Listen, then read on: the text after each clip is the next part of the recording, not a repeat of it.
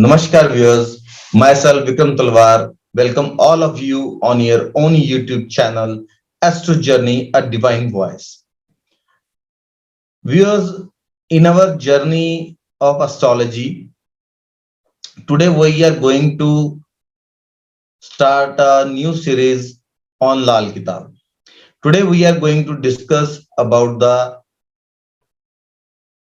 concept of Pakka Ghar or the permanent houses, the houses of which a particular planet is a significator, and which planet owns the signification of which house according to the concept of Lal Kitab.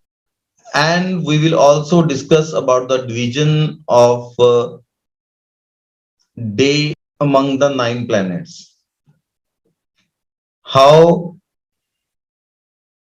a planet owns a particular slot of time, which planet owns a particular slot of time during the particular period during the daytime. We will also discuss about the enmity and friendship among the planets according to the concept of Lal Kitab. Which planets is friendly with whom and neutral with which planets, and having enmity with which planet. All these concepts will be discussed according to the Lal Kitab. So friends, let's discuss about the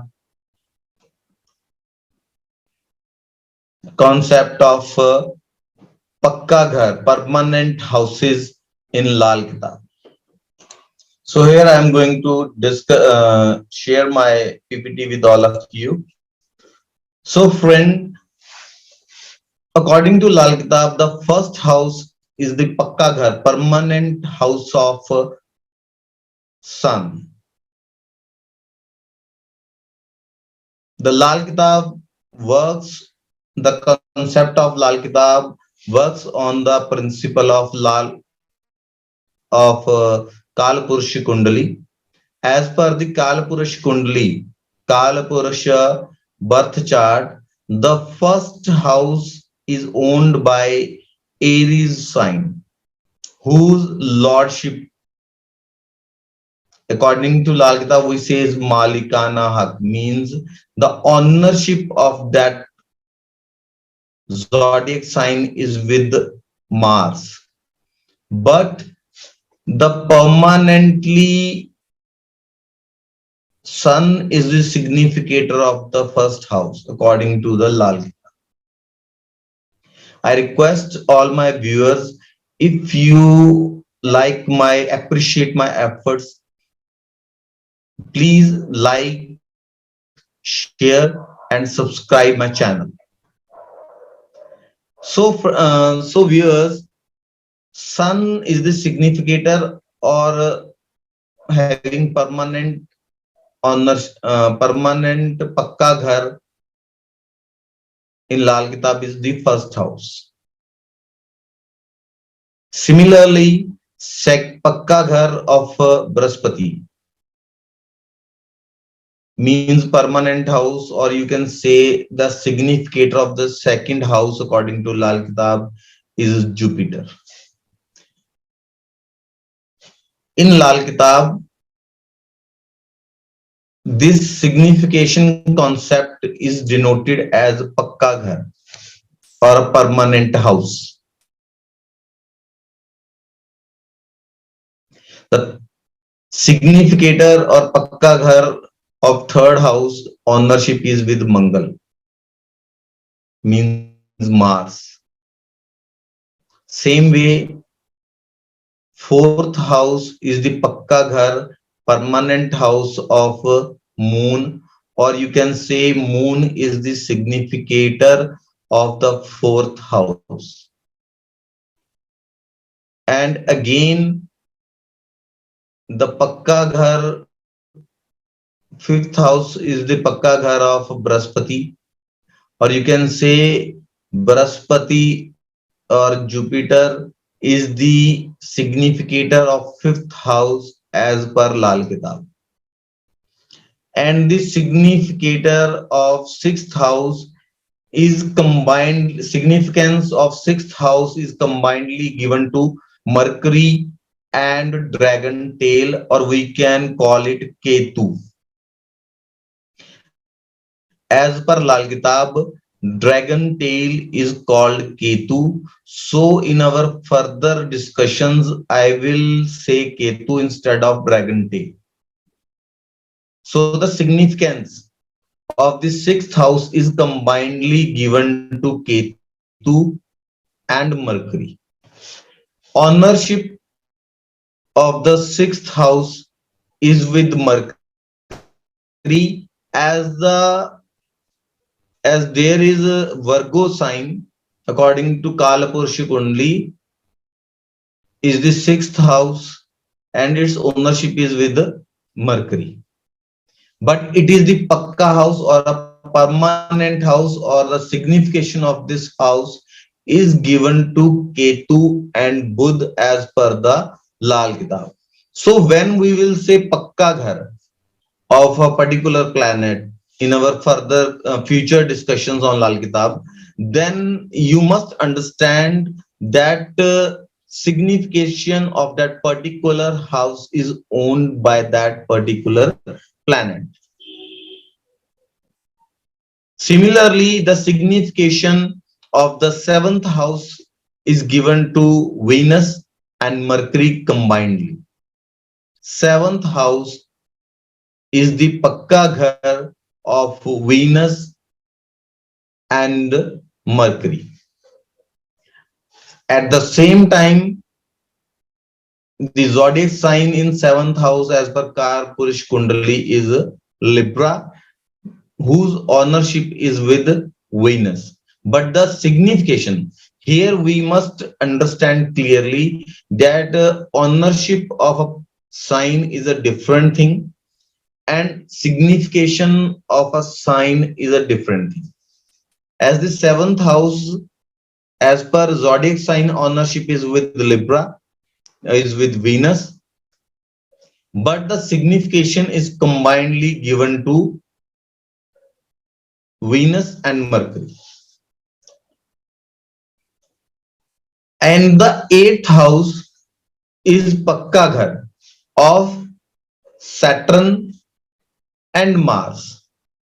Or you can say signification of eighth house is given to Saturn and Mars combinedly. So the eighth house is Pakka Ghar of Saturn and Mars. And the zodiac sign ownership is with Mars, as this is the Scorpio sign as per Kalapurusha Kundali. Again, the ninth house is the Pakka Ghar of Jupiter. Jupiter is a significator of ninth house as per Lal Kitab. And the zodiac sign which comes in ninth house is Sagittarius. And Sagittarius sign is owned by Brahaspati, by Jupiter. And when we comes to 10th house is Capricorn sign as per zodiac sequence. And the significance of this 10th house is also given to Lord Saturn. And it is also the Pakka Ghar of Lord Saturn as per Lal Kitab. The 11th house is the Pakka Ghar of Jupiter. Its signification is given to Jupiter as per Lal Kitab. And the 11th sign, zodiac sign comes here is Aquarius, whose ownership is with Saturn.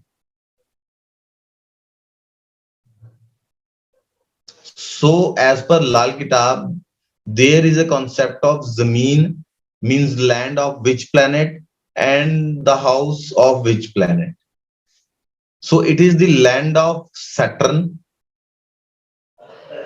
and house is of Brahaspati or Jupiter. Or you can say this is the sign lordship is owned by Saturn, but the signification of this house is allotted to Jupiter.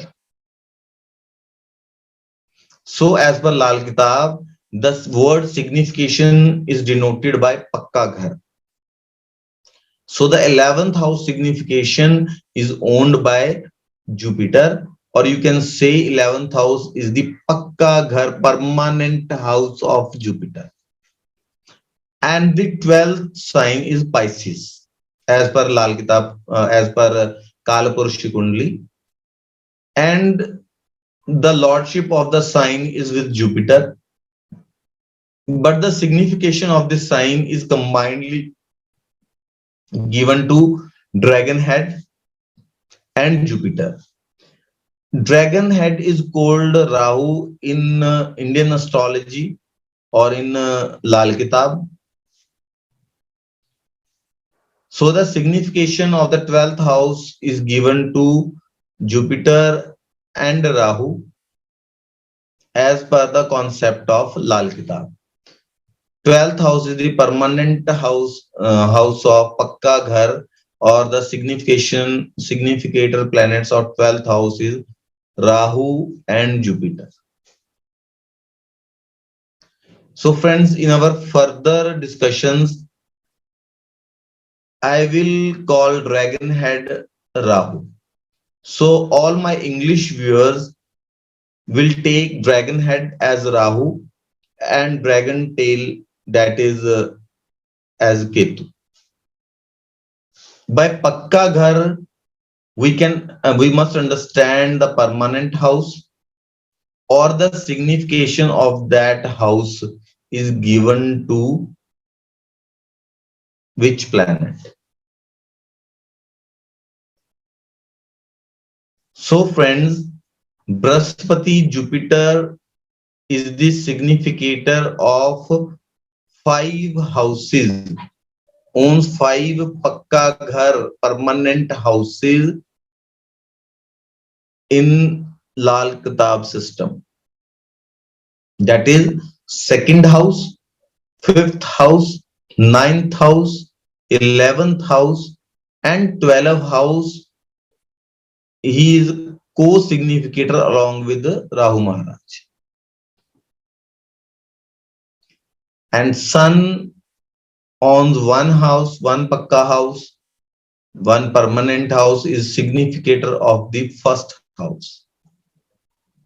Mangal Dev, that is Mars, is significator owns 2 Pakka houses, that is 3rd and 8th, and the 8th house is shared with Saturn also. Moon is the significator of 4th house. You can say Moon's Pakka Ghar or permanent house in as per Lal Kitab system is 4th house. Brahaspati Jupiter 5th house. 6th house is the Pakka Ghar of Buddha, that is Mercury and Ketu. The signification of 6th house is combinedly with Mercury and Ketu. 7th house is the Pakka Ghar of Venus and Mercury. That is the signification of the 7th house is combinedly with Venus and Mercury. 8th house signification is with Saturn and Mangal, is Pakka Ghar of Mars and Saturn, and or you can say a permanent house of combinedly Saturn and Mars. So friends, this is the situation of significator of houses or Pakka Ghar or permanent house in the birth chart. as Lal Kitab system is the outcome of when we combine palmistry and Vedic Jyotish. When the both the concepts are combined, the outcome is Lal Kitab system. Similarly, the permanent mounts are allotted to the planets on the palm also. We can divide the entire hand in two parts, that is the fingers part, which is from the tip of the fingers to the end of the fingers and beginning of the palm. And the second part is the palm part. The palm part is from the end of the fingers to the beginning of the wrist. Or you can say from the end of the fingers, from the beginning of the palm to the end of the palm. With the help of this cursor, I am trying to tell you about the entire area of the palm. The palm is divided into mounds. Those are pakka ghar or permanent houses of the planet. The signification is given to the planets like it is given in the birth chart. Like first house is under the ring finger. You can see this with the help of this cursor. In the end of the ring finger, there is the mount of sun, first house. And in the root of index finger, there is mount of second house, Jupiter.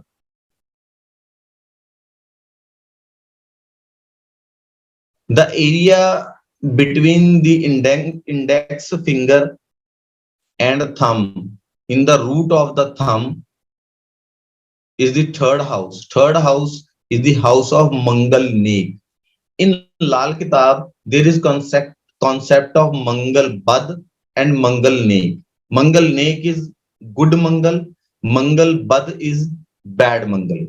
Or you can say occupacious Mars or inoccupacious Mars. Third house denotes the occupacious Mars. This area in the root of thumb, which lies between the index finger and the thumb, this number 3 house is signification is given to Mars.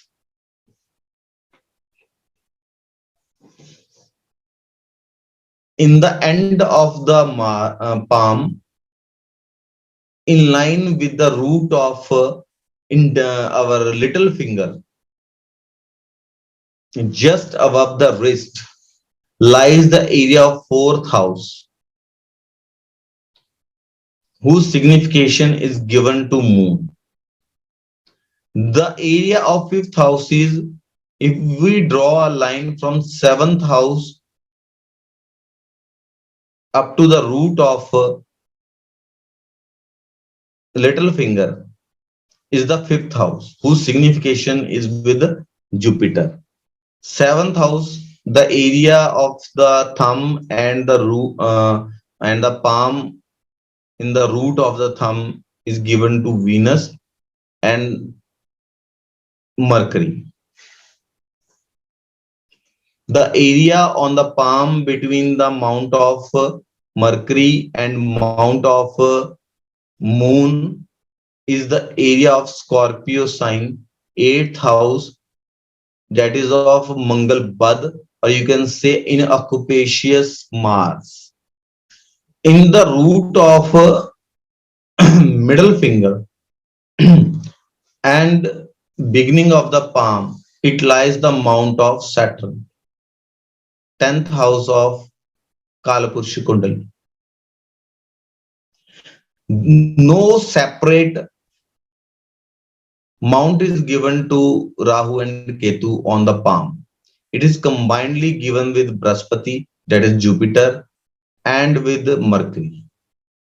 In the next figure, we can see this sixth house. Under the sixth house is under the mount of Sun and Saturn, in the right in the middle of the palm. Exactly under the sixth house, there is the area of 11th and 12th house. Sixth house mount is combinedly governed by Mercury and Ketu on the palm, and 12th house is mount is combinedly governed by Rahu and Jupiter. At the end of the palm and beginning of the wrist, the area is allotted to Rahu and Ketu. There is no separate mount allotted to Rahu and Ketu on the palms, but according to the system of Lal Kitab, Rahu and Ketu are the owner of the waves in our mind.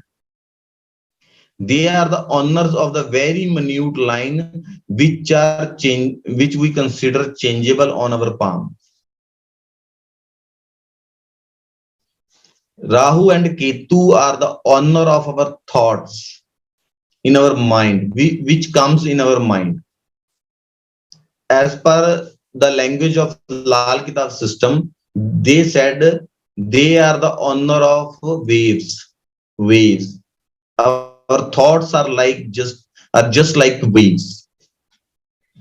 Lal Kitab system says the Rahu had caught the man from the head, and the Ketu had caught the man from the feet, and they had got their place, one on head and one in the feet.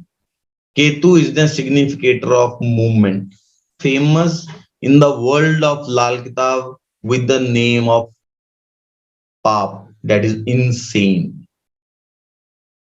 Rahu and Ketu, as per the Lal Kitab, is put into the category of insane planets. Ketu is the significator of goodness, and Rahu is the significator of evil deeds, as per the Lal Kitab concept.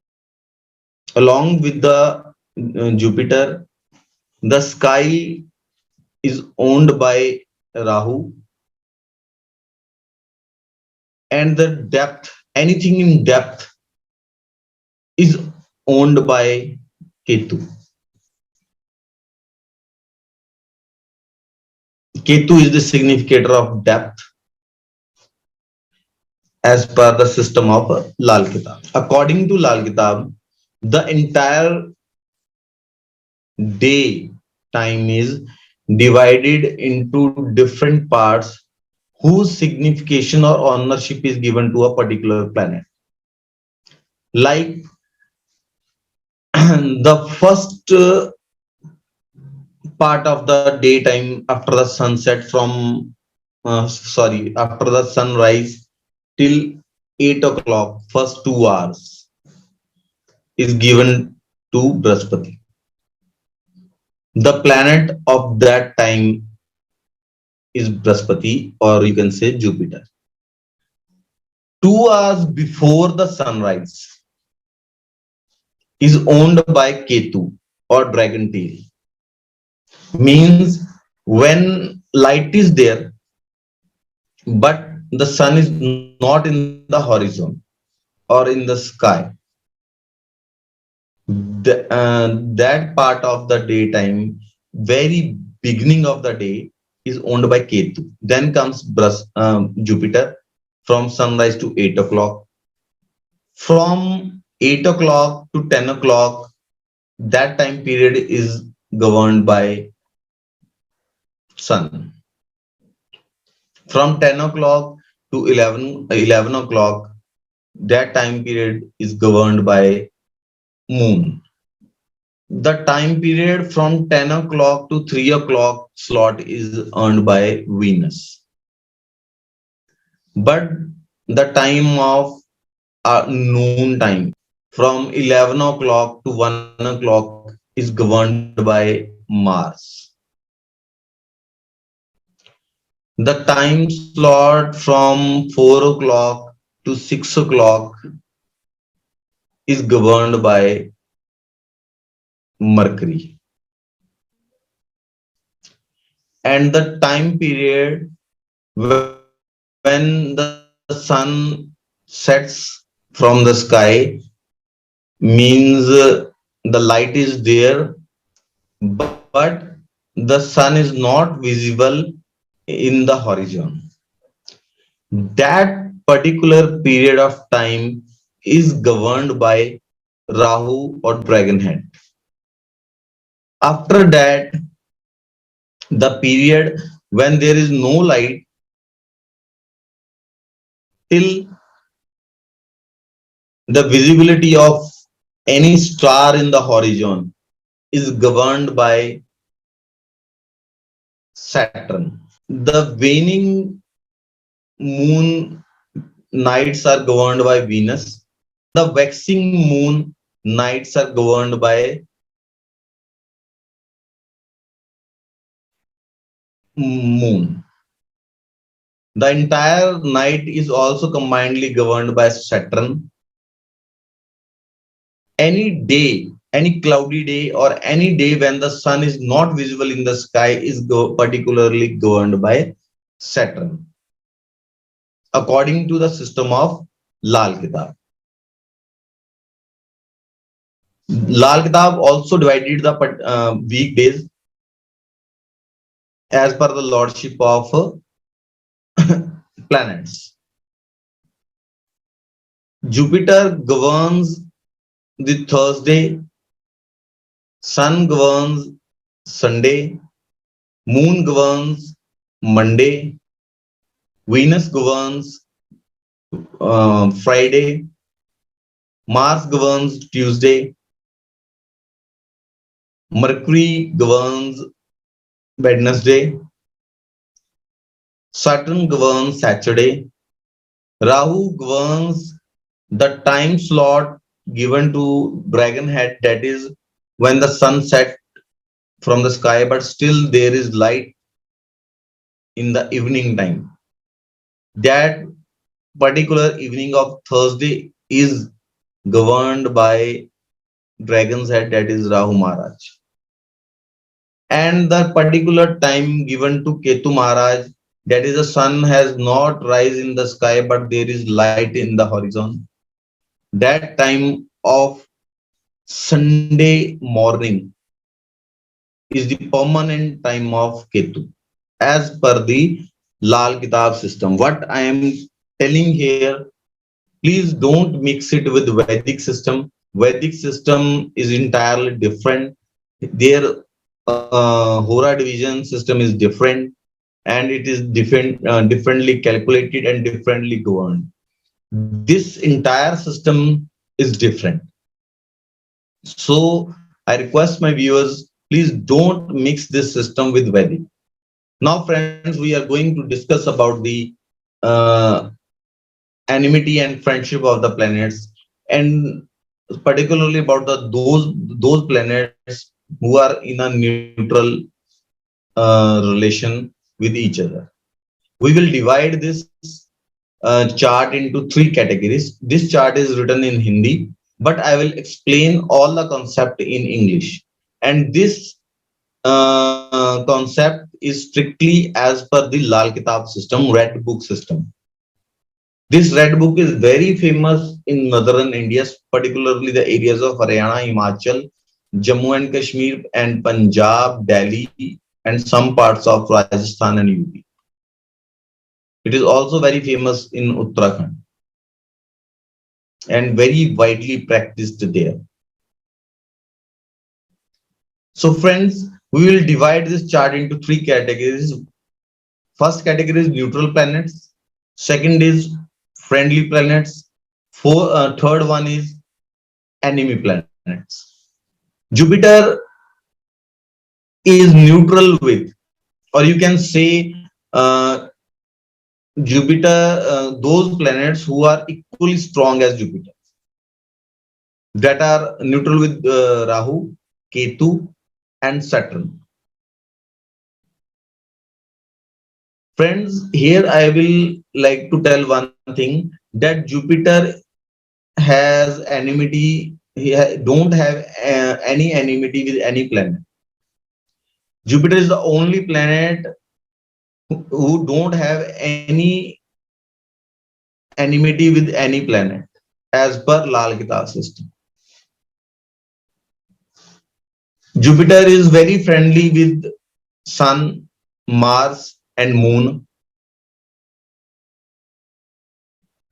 and those planets who hold enmity with the Jupiter, as Jupiter is not enemy to any planet.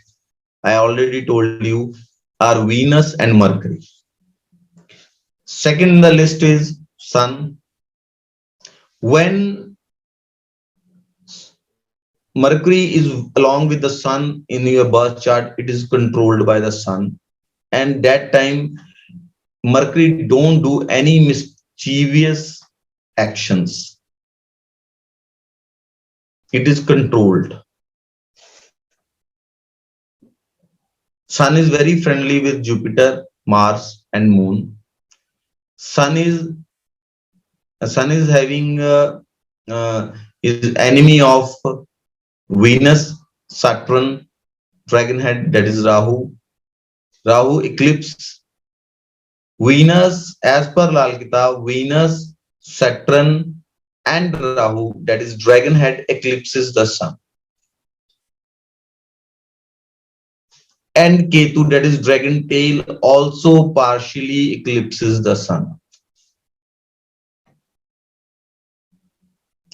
Third in the list is Moon. Moon is neutral with Venus, Saturn, Mars, and Jupiter, and is friendly with the Sun and Mercury. Ketu eclipses the Moon completely and is enmitical with Moon. Rahu partially eclipses the Moon and is also enemy of Moon, and Moon is also enemy of Rahu. Fourth in the list is Venus. Venus is neutral with Mars and Jupiter, friendly with Saturn, Mercury, and Ketu, and enmitical with Sun, Moon, and Rahu. Fifth in the list is Mars. Mars is neutral with Venus, Saturn. When Rahu is along with the Mars, is combined with the Mars, it is also under control. Mars controls the Rahu. As Rahu is denoted by elephant and Mars is that Mahavat, is the rider of elephant. And that rider controls the Rahu when it is with Rahu. Mars is friendly with Sun, Moon, and Jupiter, and enmitical with Mercury and Ketu. Sixth in the list is Mercury. Mercury is neutral to Saturn, Ketu, Mars, and Jupiter, and friendly with Sun, Venus, and Rahu, and enemy of Moon. Seventh in the list is Saturn. Saturn is neutral to Ketu and Jupiter, is friendly with Mercury, Venus, and Rahu, an enemy, is bitter enemy of Sun and enemy of Moon and Mars. Rahu, when Rahu is neutral, or you can say is with Jupiter, Moon, Mercury, and Sun, is always controlled by them. A neutral plays a neutral role there. Is friendly with Mercury, Saturn, and Ketu. Is is enemy of Sun, Venus, and Mars. Ninth and the last in the list is Ketu. Ketu is neutral to Jupiter, Saturn, Mercury. When it is along with these planets, Ketu plays a neutral role. Is friendly with Venus and Rahu. Friends, I must tell you that Rahu and as per Vedic and all other systems in the world, Rahu and Ketu are always at 1,7 axis. It is always at 1,7. It is also at 1,7 axis in Lal Kitab system, but there is a period system in Lal Kitab in that is called Varshfal system. That is a yearly system from birthday to birthday. In those Varshfal systems, this rule doesn't apply on Rahu and Ketu of 1,7 axis. In your Varshfal system, they may come in a same house. So, friends, you must not get confused with this. Ketu is friendly with Venus and Rahu and enemy of Moon and Mars. Moon and Venus are neutral, but Moon holds enmity against Venus. Jupiter and Venus are neutral, but Venus hold enmity against Jupiter. Mars and Saturn are neutral, but Mars holds enmity against Saturn. Moon and Mercury are neutral, or this neutral concept is denoted as Barabar ke grah, equal planets, equally strong planets. But Moon holds enmity against Mercury. Mercury, Mercury is neutral with Jupiter, but Mercury holds enmity against Jupiter. When Jupiter and Rahu are in one house or are in combination, that time Jupiter will remain silent, but it will not zero its effects. But if Rahu, that is dragon head, is with Jupiter in the second house, that time Rahu is under the control of Jupiter. Then only in then exceptional condition, Jupiter will hold the upper hand. Same way, if Jupiter Mercury or Moon Mercury are in second or eighth house, then in the materialistic, in the financial conditions, they will support each other instead of doing any enemy. Once again, I am saying this is a very unique point. They will not support in living material or in other things, but they will support each other in financial matters. It is a good combination for financial matters. I am not talking about the effect on living relations or here I mean to say this rule is only in the sector of financial matters only. Like Sun is enemy of Saturn, Venus is enemy of Sun, Jupiter is enemy of Venus, Mercury is enemy of Jupiter, and Moon is enemy of Mercury. Ketu is enemy of Moon, and Mangal Bad means inauspicious Mangal. Mars, inauspicious Mars is enemy of Ketu. This party is headed by Rahu. This is called enemy party. When there is a combination of enemy planets are in combination in someone's chart, then Rahu plays a major role. Or Rahu got exceptionally strong, becomes unexpectedly strong in that particular chart. Like, and the same way,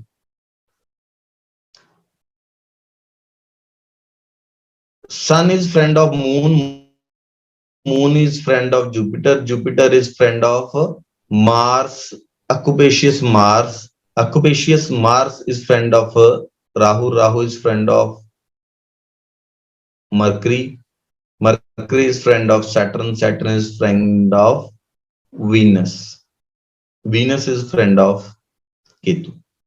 And this friends party is governed by Ketu.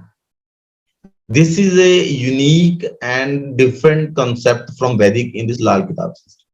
When there are combination of friendly planets in somebody's chart, then the Ketu becomes unexceptionally strong in that chart or gives good effects. So this enemy party is headed by Rahu, dragon's head, and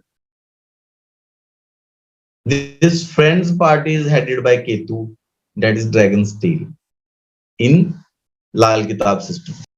If we talk about the body parts governed by the different planets as per Lal Kitab system, the liver is governed by Mars, heart is governed by Moon,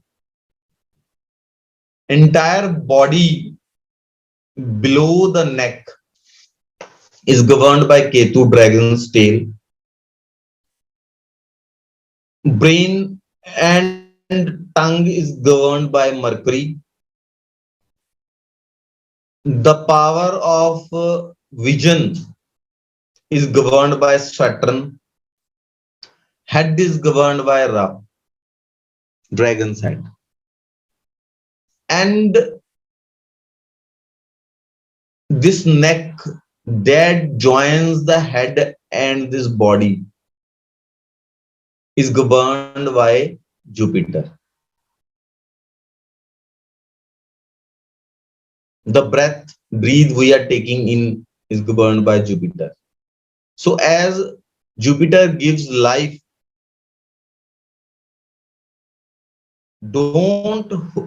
doesn't hold enmity with any of the planets. So friends, today we are putting a full stop to our discussion on Lal Kitab. Hope you are liking our efforts or appreciating our efforts in bringing this system of Lal Kitab to those viewers who are not familiar with Hindi. So this is my effort to make a video in English for those viewers who don't know Hindi and want to learn Lal Kitab. Hope you all my viewers will appreciate these efforts. So please, if you like my video, please like, share, subscribe and comment on it. Namaskar.